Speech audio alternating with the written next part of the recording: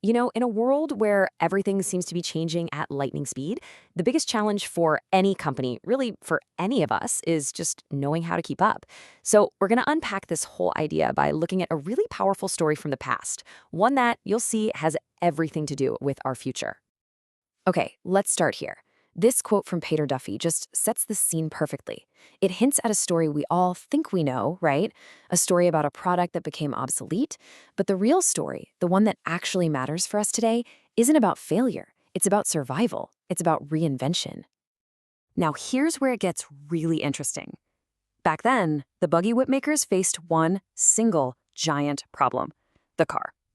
But today, wow, it's like businesses are facing a whole fleet of Model Ts coming at them all at once.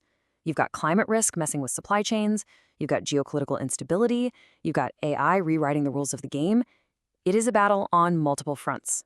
So yeah, it's absolutely crucial to see that this isn't just some dusty old story from a history book. It is a direct parallel to the incredibly tough existential questions that leaders and companies are wrestling with right now. The buggy whip makers who survived, the ones who didn't go out of business, they did something pretty remarkable. They didn't just panic and shut down. They pivoted.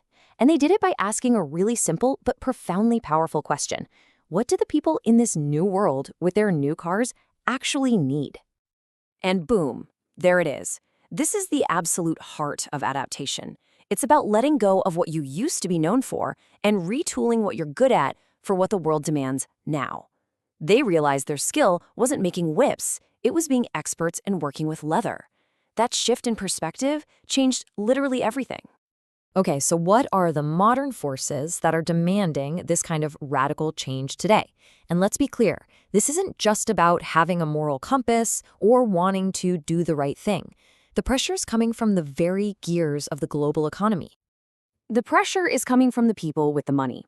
First, you have giant pension funds. We're talking investors who think in 30-year timelines. And they're asking, is your business going to be around for the long haul? Then you have the banks, who are now literally tying your environmental and social performance directly to your credit rating, how much it costs you to borrow money. And of course, you've got customers, who are savvier than ever and are demanding proof that you're part of the solution, not the problem. I love this quote because it just cuts through all the noise. It totally reframes the conversation. Sustainability isn't some extra nice-to-have thing you manage on the side. No, it's a core business risk.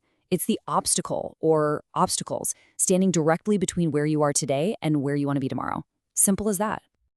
So if you're a modern-day buggy whip maker looking at all these huge changes, how in the world do you start making leather seats? Well, it's not about guesswork. The experts point to some very clear, very concrete strategies that businesses can get started on right away. The first and maybe the most powerful pivot is all about energy.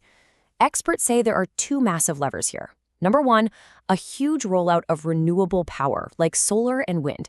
It's not just getting cheaper, it builds incredible resilience. I mean, as one expert said, no country can hijack your wind or your sun. How powerful is that?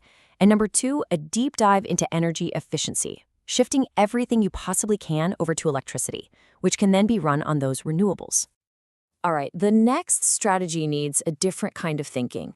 It's about looking deep inside your business, at your entire supply chain, and asking one critical question. What is our coffee bean?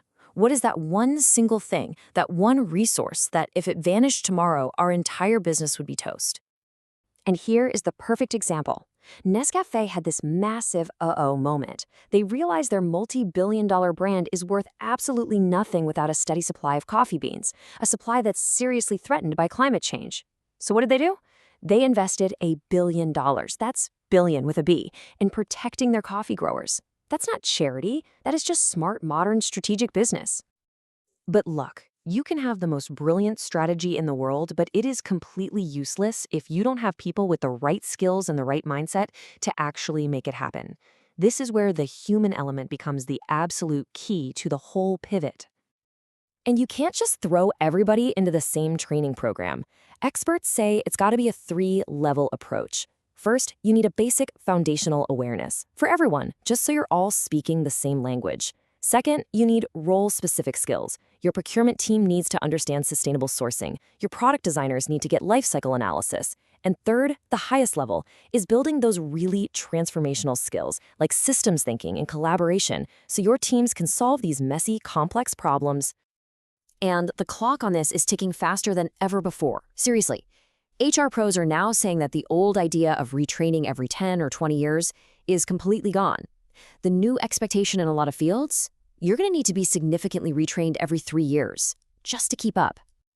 So when you strip it all away, when you get right down to it, what is the one single trait that separates the companies that will thrive from the ones that are, well, going to end up like the other buggy whip makers? It all comes down to this one word, agility. As one expert put it, it's about having the ability and, frankly, the guts to move forward and make decisions even when you don't have all the answers.